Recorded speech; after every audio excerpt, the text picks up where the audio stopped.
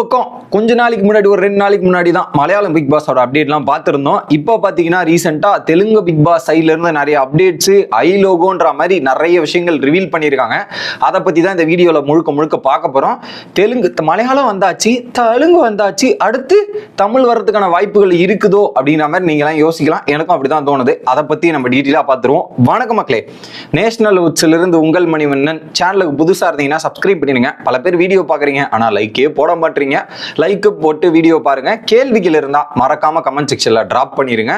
இப்போ கண்டென்ட்டுக்குள்ள போயிடலாம். ஆல்ரெடி மலையாளம் பிக் பாஸ் காமனர்ஸோட அப்டேட் கொடுத்துட்டு அது ரெஜிஸ்ட்ரேஷன் ஒரு பக்கம் ஸ்டார்ட் ஆகி போயிட்டு இருக்கு தீவிரமா.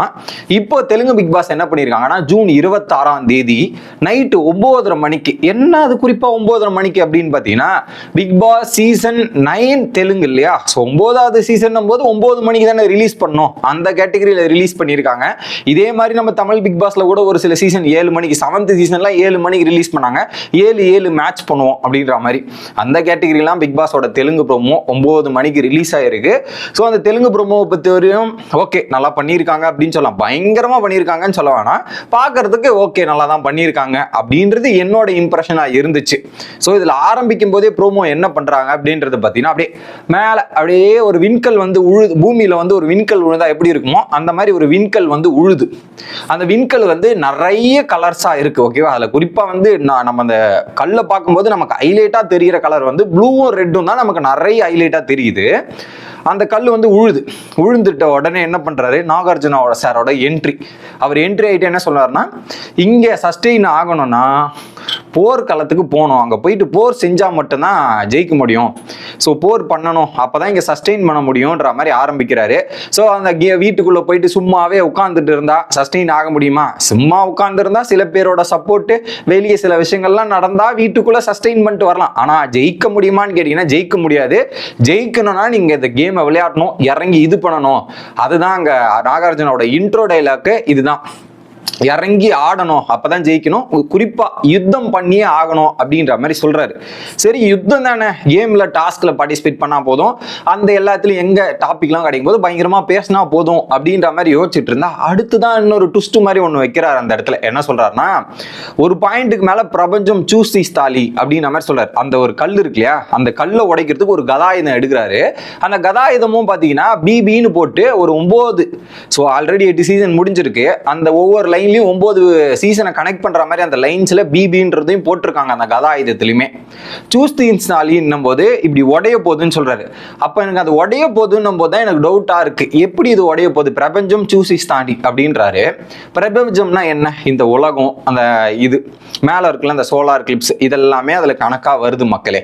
அந்த கேட்டகரியில பிரபஞ்சம், இந்த பிக் பாஸ் வீட்டுக்கும் பிரபஞ்சமும் என்ன சம்பந்தம்? பிரபஞ்சம்னு எடுத்துப்பட்டா பிக் பாஸ்ல மக்கள் தான், மக்களோட சப்போர்ட் இருந்தா தான் பண்ண முடியும். ஸோ அப்போ மக்கள் கிட்ட இந்த வாட்டி நிறைய பவர்ஸ் இருக்க போதோ, மக்கள் கிட்ட நிறைய விஷயங்கள் புதுசா கொடுக்க போறாங்களோன்ற மாதிரி யோசிக்க தோணுது. ஏன்னா சீசன் 8 ஒரு விஷயத்த பண்ணியிருந்தாங்க பிக் பாஸ் தெலுங்கு பொறுத்த வரையும்.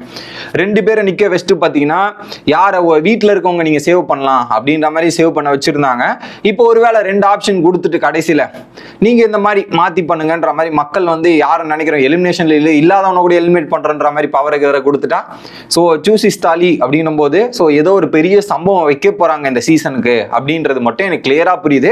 மக்களுக்கு கிட்ட ஒரு நிறைய பவர்ஸ் வரப்போகுது அப்படின்ற மாதிரி எனக்கு அந்த ப்ரோமோ பார்க்கும்போது வெடிக்க போகுதுன்ற மாதிரி எனக்கு தோணுச்சு மக்களே. அது உங்களுக்கு என்ன தோணுது அப்படின்றத கமெண்ட் பண்ணுங்க. ஸோ அந்த கதாயத்தை எடுத்துட்டு போய் உடைக்கிறாரு. உடைச்ச உடனே அந்த ரத்தன கற்கள், ஸோ 9வது சீசன் போது என்ன 9 கற்கள் ரத்தன கற்கள் அப்படின்றத மீன் பண்றாங்க. ஸோ மேல இருக்கிற சோலாருமே வந்து 9 பிளானட்ஸ் இல்லை, அந்த சோலார் பிளானட்ஸை பேஸ் பண்ணி தான் இந்த 9 இதுவுமே இருக்கு, ரத்தன கற்களுமே இருக்கு. ஸோ அந்த 9 ரத்தன கற்கள் அப்படின்னு சொல்லும் போது எனக்கு யோசிக்க தோணுது, இன்னும் 9 ரத்தன கற்கள்னும் போது இதே மாதிரி ஒரு சம்பவம் சீசன் 5 தமிழ்ல நடந்திருக்கு. நிலம், நீர், காற்று, ஆகாயம் அப்படின்ற மாதிரி சொல்லிட்டு ஒரு ஸ்டோனை கொடுத்துருந்தாங்க. அந்த ஸ்டோனை பாதுகாக்க அதுக்கு ஏற்ற மாதிரி ஒரு பவர்ஸ் எல்லாம் கொடுத்துருந்தாங்க. ஸோ இங்க இந்த 9 கற்கள்ன்ற மாதிரி ஹைலைட் பண்ணும்போது ஸோ அந்த மாதிரி ஸ்டோன் கிரைட்டீரியா இந்த வீட்டுக்குள்ள வரப்போதும், அந்த 9 பேருக்கு ஒரு பவர் கிடைக்க போகுது, அந்த 9 பேர் பவரா இருந்து என்ன பண்ண போறாங்க அப்படின்ற மாதிரி ஒரு ஆங்கிளுமே யோசிக்க தோணுது. ஸோ எப்பவுமே தெலுங்கு கொஞ்சம் டிஃப்ரெண்டா பண்ணுவாங்க. ஸோ இந்த வாட்டி அந்த 9 கற்களை பேஸ் பண்ணி பவர்ஸை உருவாக்குறாங்களா, இல்ல 9 டீமா ரெடி பண்ண போறாங்களா, இண்டிவிஜுவலா இருக்க போதா இல்ல டீமா பிரிக்க போறாங்களான்னு யோசிக்க தோணுது. அந்த ஸ்பெஷல் பவர்ஸ் இருக்க போது, அந்த கல் யாருக்கு போதோ அவங்க கிட்ட ஒரு பயங்கரமான டாமினேட்டிங் பவர் இருக்க போது அந்த பவர்லாம் வச்சு மற்றவங்களை என்ன பண்றாங்க ஏது பண்றாங்க அப்படின்றது தான் பார்க்க தோணுது. ஸோ அந்த கல்லுல ஏதோ ஒரு சம்பவம் இருக்குது மக்களே. அதில் குறிப்பா ப்ளூவும் ரெட்டு தான் ஹைலைட்டாக இருக்கு. இதில் வந்து பார்த்தீங்கன்னா இந்த ப்ளூ கலருன்றது வந்து பார்த்தீங்கன்னா ஸோ அது இது டைப்பிக்லி வந்து பார்த்தீங்கன்னா அது ரொம்ப ஸ்லைலண்ட்டாக அப்படியே இருக்கிற காமன் காம்போஸாக இருக்கிற மாதிரி இருக்கு. இன்னொரு பக்கம் ரெட்டு வந்து ரேரஸ்ட் டைமண்டு ரேரஸ்ட் கலர் அப்படின்ற மாதிரி, ஐ மீன் ரெட் ஸ்டோன் என்னன்னா மோஸ்ட் வேல்யூபிள் கலர், சாரி ரேரஸ்ட்னு சொல்லிட்டேன், மோஸ்ட் வேல்யூபிள் கலர், வேல்யூபிளான ஒரு விஷயம் அப்படின்ற மாதிரி மீன் பண்ணுறாங்க. இது ரெண்டு தான் ஹைலைட்டாக இருக்கு. அதில் என்னமோ மேபி 2 வீடு கான்செப்டா இருக்குமோ இந்த 2 கலர் ஹைலைட் பண்ணும்போது அப்படின்ற மாதிரி யோசிக்குது. இந்த மாதிரி வந்ததே இல்லை 2 வீடு கான்செப்ட் தெலுங்குல. மேபி இந்த வாட்டி எடுத்துட்டு வரதுக்கான வாய்ப்பு இருக்கோ அப்படின்ற மாதிரி தோணுது, பார்க்கலாம். But chances are very very low. 2 வீடு கான்செப்டுக்கு லோ சான்ஸ் தான். பட் அதை ஹைலைட் பண்ணும்போது வாய்ப்புகள் இருக்கலாமோ அப்படின்ற மாதிரி எனக்கு தோணுச்சு மக்களே. அதை தவிர்த்து அந்த லோகோ வருது, அதை உடைச்ச உடனே அந்த கல்லெல்லாம் ஒன்று சேர்ந்து லோகோ வருது. அது சென்டரில் வந்து பார்த்தீங்கன்னா 9 அப்படின்றதையும் போட்டுறாங்க. அவுட்டர் கலர் வந்து பார்த்தீங்கன்னா அந்த ஐல கோல்டன் கலர் ஷைனிங் கொடுத்துருக்காங்க. Full and full golden colour. Golden colour என்ன மீன் பண்ணுதுன்னா நிறைய விஷயங்கள் இருக்குங்க. என்னன்னா சக்சஸ், பிரிஸ்டேஜ், லாயல்ட்டி, லக்ஸூரியஸ் அப்படின்ற மாதிரி இருக்கு அந்த ஃபீலு. ஸோ இதெல்லாம் பார்க்கும்போது எனக்கு என்ன தோணுச்சுன்னா அந்த வீடு வந்து ஒரு பிரம்மாண்டமான வீடு, அதுவும் பார்த்தீங்கன்னா லக்ஸூரியா இருக்க போது, ராயலா இருக்க போது, அந்த கலரை பார்க்கும்போது எனக்கு அப்படிதான் தோணுச்சு. ஸோ பயங்கரமான ஒரு குட் லுக்கிங் வீடா இருக்க போதுன்னு எனக்கு தோணுச்சு. மேபி அந்த வீட்டுக்குள்ள இருக்கிற இன்டீரியர்லாம் கூட அந்த ஸ்டோன்ஸ், அந்த 9 கலர் இருக்குல்ல நவரத்னங்கள், அந்த கலரை மாதிரி ஒவ்வொரு ஏரியாவில் ஒவ்வொரு கலரை செட் பண்ணி அதுக்கேற்ற மாதிரி சில ஸ்பெஷாலிட்டி கொடுக்கறதுக்கான வாய்ப்புகள் கூட இருக்கு. கண்டிப்பா 9 அதை மீன் பண்றாங்கன்னா நவரத்னங்களையும் காட்டுறோம் போது ஸோ வீட்டுக்குள்ள ஒரு பயங்கரமான ஹைலைட்ஸ் இருக்க போகுது அப்படின்றதான் எனக்கு தோணுச்சு மக்களே. இது ஒரு பக்கம். அடுத்து நாகார்ஜுனா ஃபைனலா எப்பவுமே என்ன பண்ணுவார்னா இப்படி உல்டா புல்டான்னுவாரு. சீசன் 8க்கு இப்படி பண்ணார், சீசன் 8 இன்ஃபினிட்டின்னாரு. ஸோ இந்த வாட்டி என்ன பண்றாரு, பிரபஞ்சம் இப்படி சுத்தி விடுறாரு. கரெக்டாக அந்த பிரபஞ்சம் சோலார் கிளிப்ஸ் போற மாதிரி மேலே போகுது. இந்த மாதிரி தான் பண்ணியிருக்கு. ஸோ ஆக்சுவலாக இந்த ப்ரோமோ வந்து ஜூலை 15 அந்த மாதிரி ஸ்டேஜில் வர வேண்டியது ப்ரோமோ தான். எப்பவுமே ஒரு பேட்டர்ன் பண்ணுவாங்க தெலுங்குல. என்னன்னா ஸ்டார்டிங்லேயே வச்சுட்டு ஒரு ஐ லோகோ ரிலீஸ் பண்ணுவாங்க. நாகார்ஜுனா பேசுறதுலாம் வராது, சின்னதாக வந்து காட்டுவாங்க. ஆனால் இந்த வாட்டி நாகார்ஜுனா பேசுறதையுமே காமிச்சிட்டு இன்னும் ஒரு மெயின் ப்ரோமோ வர போகுதுன்னு நினைக்கிறேன். மெயின் ப்ரோமோ எனக்கு தெரிஞ்சு ஜூலை 15 அந்த வாரத்தில் வரும். ஏன்னா ஜூலை 15 இதுக்கு மேலே ரிலீஸ் பண்ணால் அடுத்து வந்து செப்டம்பர் ஃபர்ஸ்ட் வீக்கு தெலுங்கு ஸ்டார்டிங் டேட் செப்டம்பர் 1பா, அந்த வாரம்பா அப்படின்றத கன்ஃபார்ம் பண்ணிடலாம். இன்னொரு பக்கம் காமனஸ் ப்ரோமோவுமே தெலுங்கு வரப்போகுது. எப்படி மலையாளத்துக்கு ஒரு ப்ரோமோ வந்துச்சோ அதே மாதிரி தெலுங்குமே காமனஸ் ப்ரோமோ ரிலீஸ் பண்ண போறாங்க. அதே மாதிரி யாராவது இன்ட்ரெஸ்டடாக இருந்தீங்கன்னா மறக்காம அந்த என்னென்ன ப்ரொசீஜரோ வந்ததுக்கு அப்புறம் சொல்றேன், போயிட்டு அதில் பார்ட்டிசிபேட் பண்ணி கலந்து கொள்ளுங்கள். சீசன் 6க்கு அப்புறம் இப்போதான் வருது, அந்த வாய்ப்பை யூட்டிலைஸ் பண்ணிங்க அப்படின்றது தான் எனக்கு சொல்ல தோணுச்சு மக்களே. இதுதான் இந்த ப்ரோமோல எனக்கு புரிஞ்ச விஷயங்கள்லாம். ஃபைனலா சொல்லியிருப்பார், இது சதுரகங்காது ரணரங்கம் அப்படின்னும் போது ரத்த கலரையா இருக்க போது, பயங்கரமான டாஸ்க் எல்லாமே கொஞ்சம் டிஃபரெண்டா வைக்க போறாங்கன்ற மாதிரி எனக்கு தோணுது.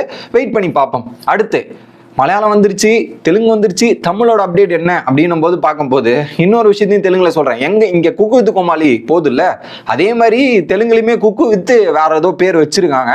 அதுல ராதா மேம் ஜட்ஜெல்லாம் போறாங்க. ஸோ அங்கேயுமே ஒரு ஃபன் ஷோ எடுத்துட்டு வர ட்ரை பண்றாங்க.